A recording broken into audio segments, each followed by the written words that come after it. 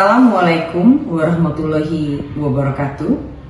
Perkenalkan, saya Eva Susanti SSTMK, dosen dari Prodi D3 Kebidanan Curug, Poltekkes Kemenkes Bengkulu, yang mana hari ini saya akan menjelaskan tentang mata kuliah yang saya ampu, mata kuliah Asuhan Kebidanan Persalinan dan Bayi Baru Lahir. Mata kuliah ini adalah mata kuliah utama program studi D3 Kebidanan, di mana setelah menyelesaikan mata kuliah ini diharapkan mahasiswa mampu melakukan asuhan kebidanan pada ibu bersalin dan bayi baru lahir. Dengan bahan kajian pada mata kuliah ini adalah faktor-faktor yang mempengaruhi persalinan, kebutuhan dasar ibu bersalin dan bayi baru lahir, manajemen asuhan kebidanan dan persalinan dan bayi baru lahir, metode komplementer dan mengatasi nyeri dalam persalinan, metode komplementer mengatasi kecemasan dalam persalinan, deteksi dini komplikasi dan penanganan gegawat daruratan pada persalinan dan bayi baru lahir, serta menyusun manajemen asuhan persalinan dan bayi baru lahir, dan menerapkan evidence base dalam asuhan persalinan, serta prosedur penampilan dasar kebidanan pada asuhan persalinan. Mata kuliah ini juga mendukung visi dan misi dari Prodi D3 Kebidanan Curug, yaitu menghasilkan lulusan ahli media kebidanan profesional dalam pemberian asuhan kebidanan tradisional komplementer pada tahun 2024. Sedangkan misinya adalah menyelenggarakan pendidikan dan pengajaran asuhan kebidanan komplementer berbasis kearifan lokal dan relevan dengan tantangan global, dan melaksanakan penelitian bidang kebidanan berdasarkan evidence base untuk pengembangan asuhan kebidanan tradisional komplementer, melaksanakan pengabdian pada masyarakat dalam penerapan asuhan kebidanan tradisional komplementer, melaksanakan tata kelola yang baik, meningkatkan kualitas dan kuantitas sumber daya manusia, dan melakukan usaha berkelanjutan pengendalian mutu program studi. Mata kuliah ini terdiri dari 5 SKS, di mana terdapat 2 SKS teori dan 3 SKS praktik. Pertemuan teori dihitung dengan menggunakan 2 SKS dikali dengan 50 menit pertemuan tatap muka. Kemudian kegiatan belajar dengan penugasan terstruktur dan kegiatan belajar mandiri selama 60 menit. Untuk pembelajaran praktik, 3 SKS dikali dengan 170 menit per minggu per semester. Untuk melengkapi proses pembelajaran, maka digunakanlah daftar pustaka yang terkini.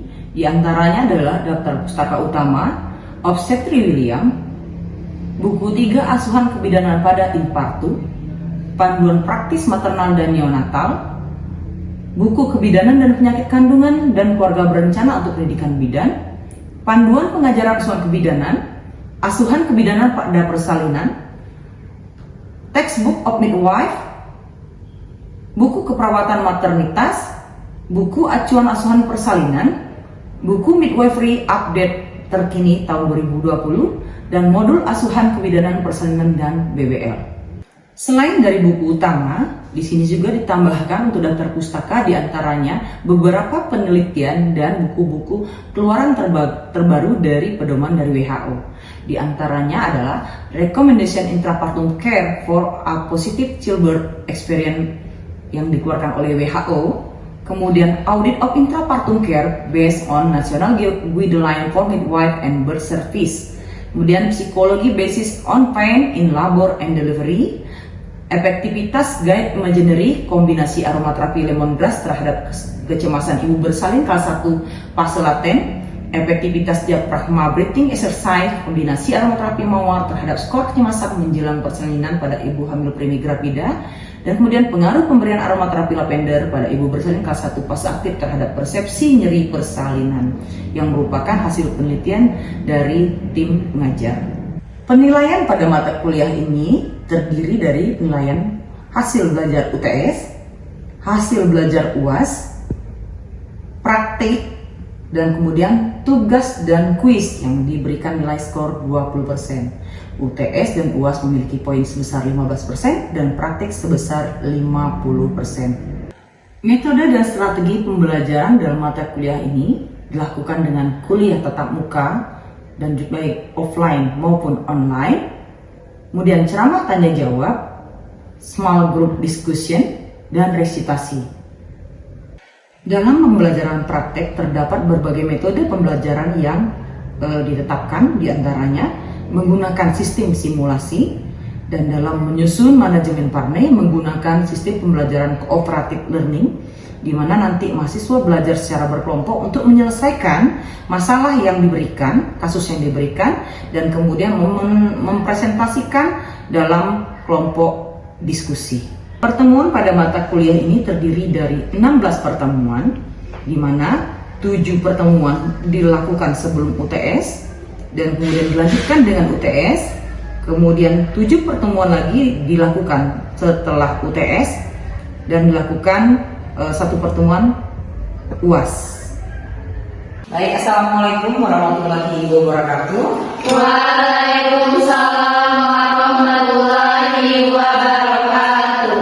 Baik, hari ini kita akan melanjutkan praktek kita tentang episiotomi yang dilakukan dalam persalinan, di mana kemarin kita sudah belajar tentang teorinya, dan hari ini kita akan lanjut dengan prakteknya. Nah, baiklah, dari nanti pada waktu kita melakukan praktek, saya harapkan seluruh mahasiswa dapat memperhatikan penjelasan yang saya berikan, dan nanti kalau bisa setiap mahasiswa untuk mengulangi, sehingga nanti kita sebagai bidan akan kompeten dalam melakukan pertolongan persalinan.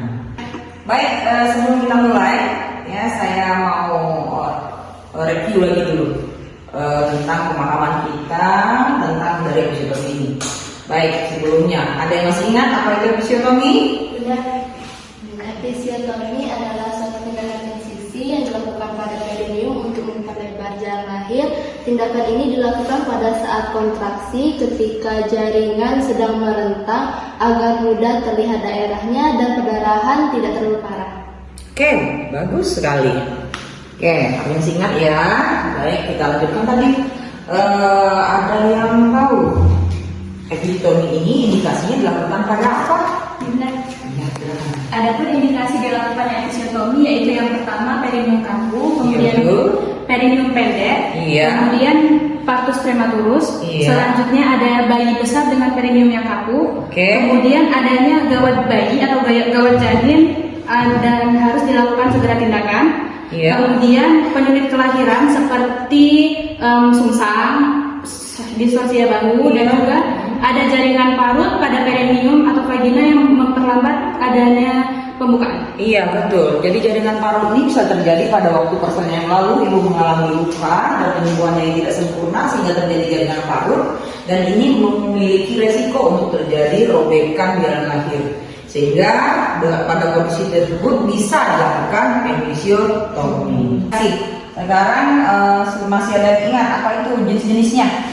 Dan yang Iya, pertama silakan, itu Lisa. ada episiotomi mediana, Iya. garis yang ada di tengah vagina. Iya, dari forceps menuju ke garis tengah. Oke, selanjutnya. Yang kedua bunda, episiotomi mediolateral Iya. dikerjakan pada garis tengah yang dekat dengan muskulus sphincter terus ke sisi. Oke, selanjutnya. Yang ketiga yaitu ada episiotomi lateral dikerjakan mengiring ke sisi kanan dan ke kiri.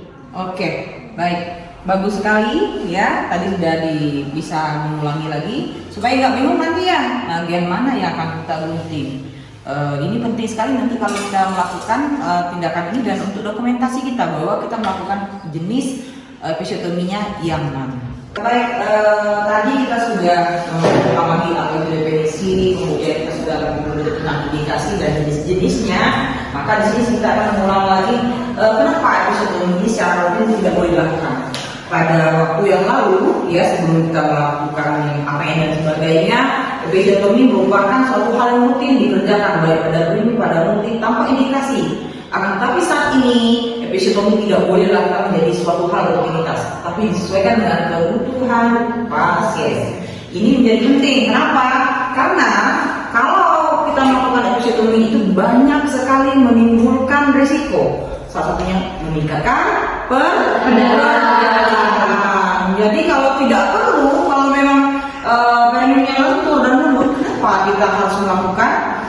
episiotomi, dia bisa melahirkan spontan. Dan kemudian kalau kita melakukan episiotomi, tetap punya risiko untuk terjadi perluasan luka pada derajat 3 dan 4, sehingga menambah pekerjaan kita dan menambah risiko pada ibu, sehingga tidak boleh dilakukan pada semua orang, ya. Jadi kalau nggak betul-betul perlu, jangan dilakukan. Kemudian lagi episiotomi ini menimbulkan luka, sehingga akan menimbulkan rasa nyeri pada waktu pasca persalinan, bahkan pada waktu masa nifas. Maka ini akan menimbulkan ketidaknyamanan bagi ibu selama proses persalinan dan proses penyembuhannya. Kemudian lagi, dengan adanya luka, maka proses penyembuhan ibu akan menjadi lebih lama. Nah, apalagi seandainya memang ibunya kandungnya elastis, maka ini tidak membutuhkan untuk dilakukan episiotomi. Maka kalau ada luka, penyembuhannya akan lebih lama. Ada luka yang harus disembuhkan, dan ini akan meningkatkan risiko infeksi pada ibu. Kemudian lagi ada luka episiotomi akan menyebabkan terjadinya keloid. Keloid ini akan menimbulkan rasa yang tidak nyaman pada ibu pada waktu pasca sedang nifas, pada waktu berhubungan seksual, ya, sehingga tidak semua harus dilakukan episiotomi. Dalam melakukan episiotomi ada waktu-waktu yang tepat untuk melakukan episiotomi. Jadi tidak semua kita melakukan episiotomi tadi. Ada beberapa hal yang penting kita lakukan. Walaupun kita telah melakukan anestesi, akan tetapi episiotomi paling baik dilakukan pada waktu his sedang pada puncaknya.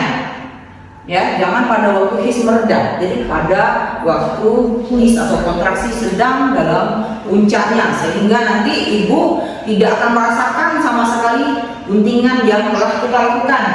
Kemudian tunggu sampai perineum tipis dan pucat.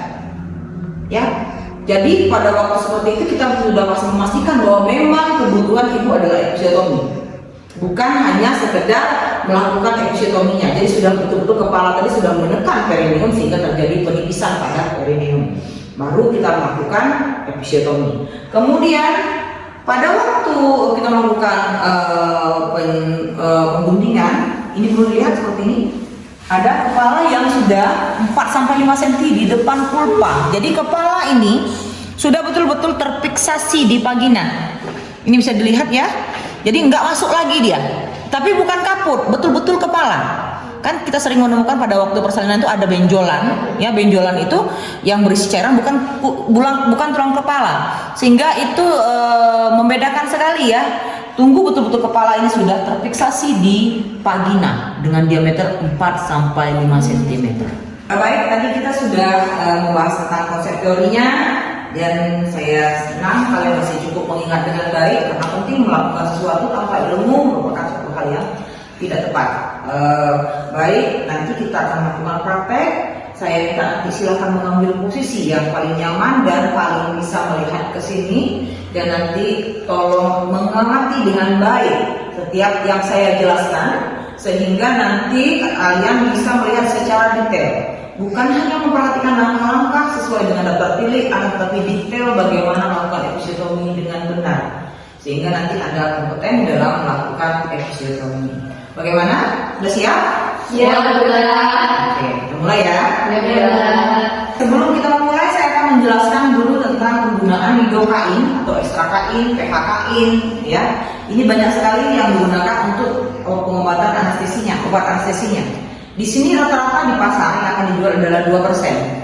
Sedangkan dalam episiotomi yang kita gunakan adalah menggunakan lidocain 1%. Nah, bagaimana caranya? Maka nanti kita pada waktu itu kita membeli lidocain yang 2%, kita bisa mengencerkannya dengan menggunakan Aquades.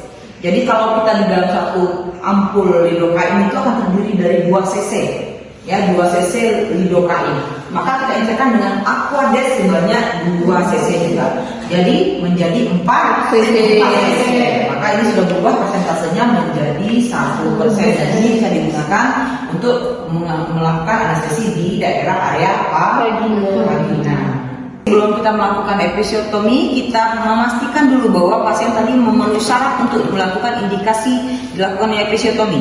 Bagaimana kita memastikannya? Maka kita akan melakukan pemeriksaan.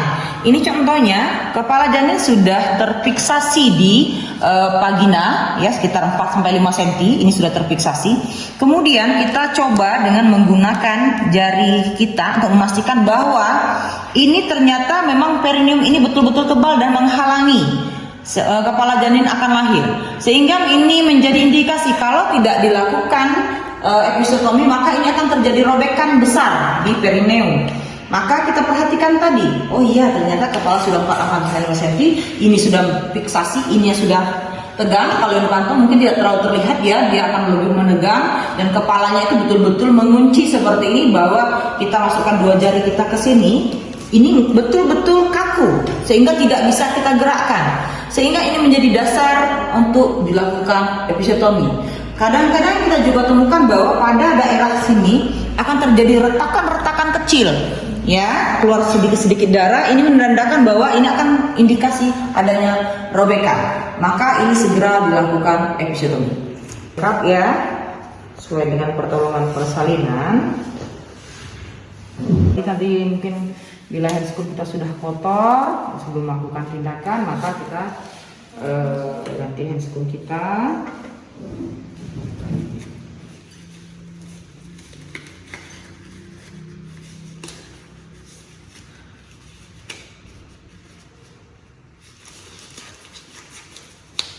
Tadi kan sudah memastikan ya pasiennya ada indikasi untuk dilakukan episiotomi. Maka sebelum melakukan tindakan episiotomi kita melakukan teknik anestesi terlebih dahulu. Tadi sudah kita bahas bahwa kita menggunakan anestesi yang 1%. Kemudian kita lakukan mengambil obat dengan menggunakan one hand, ya. Kemudian setelah selesai baru kita tutup, kemudian kita masukkan di bak, baru kita pastikan bahwa melihat lagi kondisi buka pasien. Kemudian kita masukkan 2 jari kita untuk melakukan episiotomi, untuk melakukan anestesi dengan cara masukkan ke 2 jari kita, ya. Nah, ini kedua jari kita ini dibuka, ya, dibuka, jangan dirapatkan, nanti jarumnya kena ke tangan kamu. Kemudian arahkan ke arah tempat yang kamu akan lakukan episiotomi, contoh ke lateral yang sebelah kiri pasien. Maka kita buka, sedikit tekan ke depan, ya, sehingga ada jarak antara perineum dengan kepala janin, sehingga jarum tidak akan mengenai kepala janin. Kemudian kita siapkan alat anestesinya, pastikan tidak ada udara. Kita lakukan episiotomi, anestesi. Kita mulai dari forceps, ingat di sini forceps. Kemudian kita tusuk ke arah bawah. Oke, ya. Tangan akan melindungi kepala janin, ya. Kemudian kita lakukan aspirasi terlebih dahulu. Pastikan bahwa tidak masuk ke pembuluh darah. Sambil melakukan penarikan, kita masukkan obat sedikit demi sedikit sampai ke pangkal forceps. Gitu ya. Perhatikan secara detail ya. Setelah sampai di ujung, ingat ini tidak boleh lebih dari 10 cc. Baru kemudian kita selesaikan, kita cabut jarumnya. Kemudian kita masukkan dengan teknik yang aman. Ini belum kita buang dulu karena kita akan memastikan nih berapa lama sih nanti, apakah sudah cukup efektif dari obat yang telah kita berikan. Tidak menyentuh ya, aman. Nah kemudian tunggu dulu, kita tunggu berapa, baru kita pastikan apakah ada nyeri atau tidak. Apakah sudah cukup kebas? Masih terasa Bu? Enggak. Kita tunggu dulu ada satu kontraksi. Jadi pada waktu kontraksi kita lihat ya, pada waktu kontraksi ibu sudah memuncak, sedang puncaknya, baru kita menyiapkan pengguntingan. Pengguntingan dilakukan pada waktu kontraksi sudah mulai, kita sudah menyiapkan posisinya. Kita mau menyuntikkan ke arah mana? Kalau kita mau ke lateral, kita arah ke sini ya. Kalau kita medial, kita ke bawah, ya. Kemudian atau kalau kita mau medial, lateral, maka kita gunting dulu ke bawah, nanti baru kita ke samping.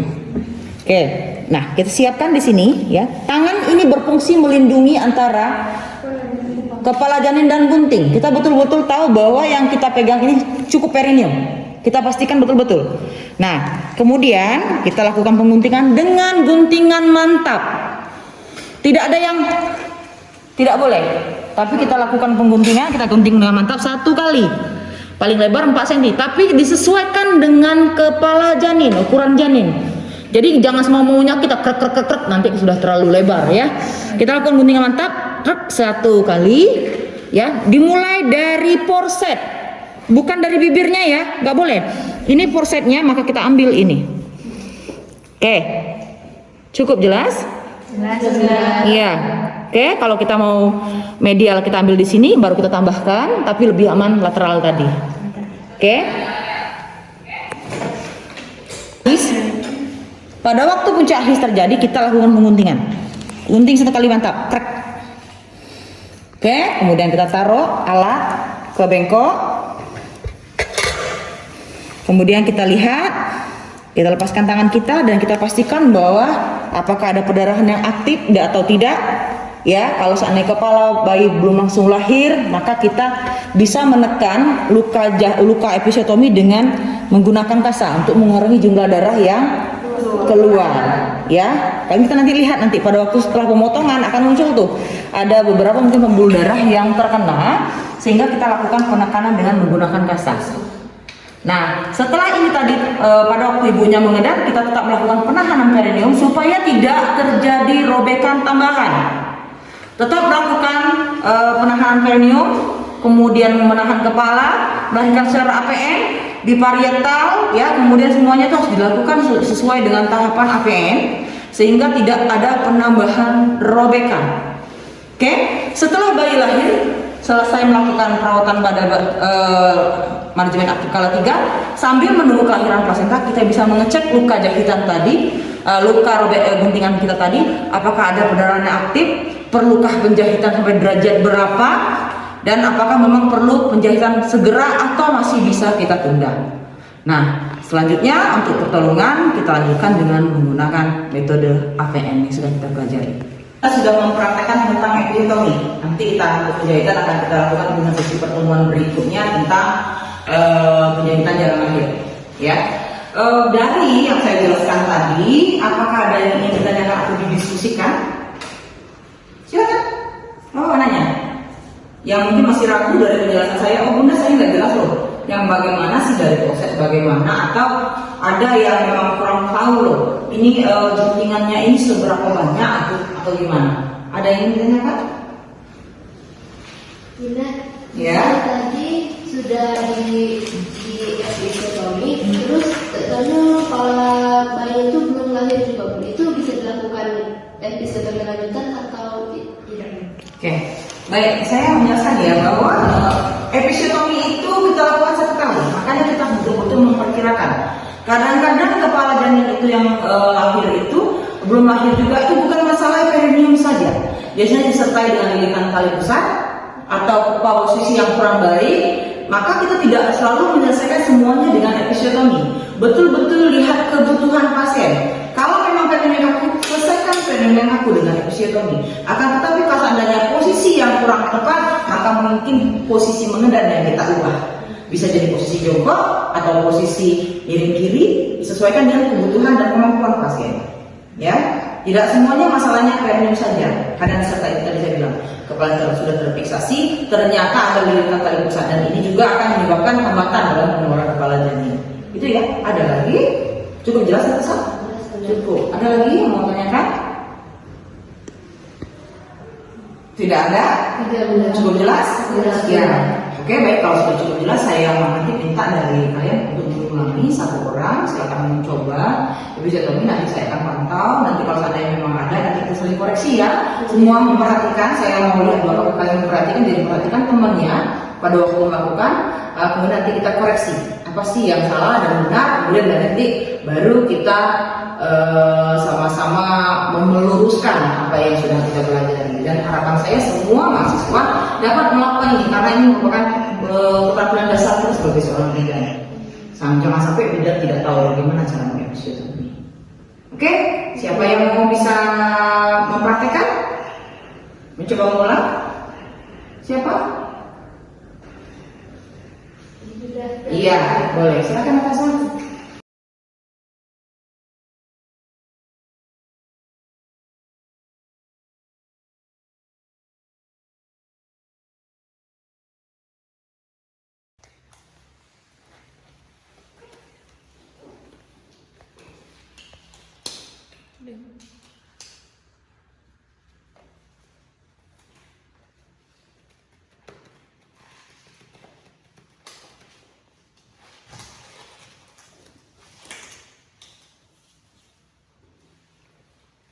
Oke, ya ini Natasha akan mengulangi.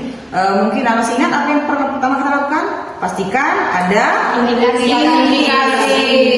Ya, kita sudah untuk pastikan bahwa apa tadi Natasha? Pembukaan sudah,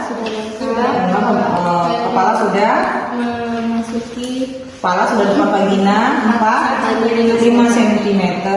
Kemudian apalagi perineum betul kaku ya. Kita coba lihat untuk melihat apakah perineum kaku atau tidak. Kita memastikan ya. Ya tangan kita sudah susah mungkin masuk, tapi masih perineumnya masih terasa tebal ya. Nah kemudian kita coba. Oke. Dan kita sudah melakukan praktek dan Natasha juga sudah mengulangi prakteknya dan kalian tadi sudah memperhatikan. Tapi ini belum berakhir di sini ya. Kita akan mempraktekkan lagi. Harapan saya seluruh mahasiswa nanti akan mengulangi yang sudah dipraktekkan tadi dengan tepat dan benar. Bukan hanya tahapan, tepat dan benar dan betul-betul teliti. Sehingga nanti hasilnya akan lebih maksimal. Supaya nanti pada waktu tutorial kita sudah cukup baik dan nanti pada waktu ujian kita mendapatkan hasil dan nilai yang maksimal. Dan Anda memiliki keterampilan yang baik untuk memberikan sesuatu pertolongan, asuhan, persalinan. Ya, tugasnya sekarang si kalian akan melanjutkan. Saya akan mengawasi dari sini. Nanti saya akan mengetahui apakah sudah melakukan benar. Dan bila ada yang ingin ditanyakan, silakan tanyakan ke saya selama melakukan praktek. Baik, pembelajaran sudah selesai. Saya tutup. Semoga yang saya berikan tadi yang kita belajar tadi memberi manfaat bagi diri kita dan orang lain, dan hasilnya nanti bisa maksimal, ya. Dan Anda menjadi bidan yang kompeten. Baik, saya tutup. Assalamualaikum warahmatullahi wabarakatuh. Waalaikumsalam.